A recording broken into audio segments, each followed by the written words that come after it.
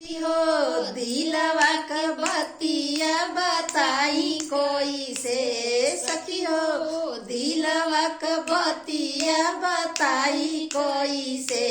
सैया ठाड़ है अंगनवा बोलाई कोई से सैया ठाड़ है अंगनवा बोलाई कोई से सखियो दिलवा का बतिया बताई कोई से सखियो दिलवा की बतिया बताई कोई से सैया ठाड़ है अंगनवा बोलाई कोई से सैया ठाड़ है अंगनवा बोलाई कोई से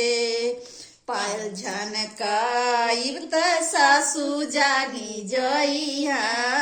पायल झनकाइब त सासू जानी जइहा ओ दूसरा उपाया लगाई कैसे सखियो दूसरा उपाया लगाई कैसे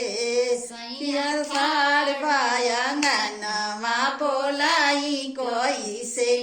सैया ठाड़ बाया अंगनवा बोलाई कैसे सखियो दिलवा की बतिया बताई कैसे सखियो दिलवा की बतिया बताई कैसे सैया ठाड़ बाया अंगनवा बोलाई कैसे सैया ठाड़ बाया अंगनवा बोलाई कैसे कंगन खन कई बर्तन दा जानी जइहा कंगन खन कई बर्तन दा जानी जइहा ऐसे अकेले रहब कैसे सखियो ऐसे अकेले अब रहब कैसे सैया ठाड़ बाया अंगनवा बोलाई कैसे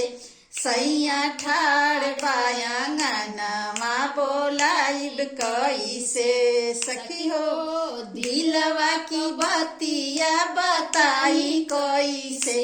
सखी हो दिलवा की बतिया बताई कैसे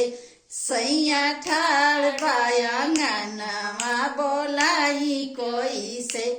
सैया ठाड़ बाया अंगनवा बोलाई कैसे सैया ठाड़ बाया अंगनवा बोलाई कैसे सैया नाड़ी हो मारा मोना जाने रामा सैया नाड़ी हो मारा मोना जाने रामा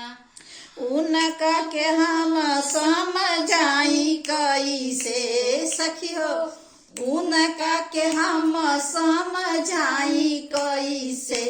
सैया ठाड़ बाया अंगनवा बोलाई कैसे सैया ठाड़ बाया अंगनवा बोलाई कैसे सखी हो दिलवा की बतिया बताई कैसे सखी हो दिलवा की बतिया बताई कैसे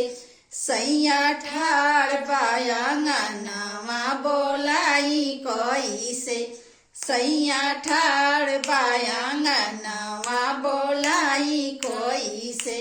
सैया ठाड़ बाया अंगनवा बोलाई कैसे।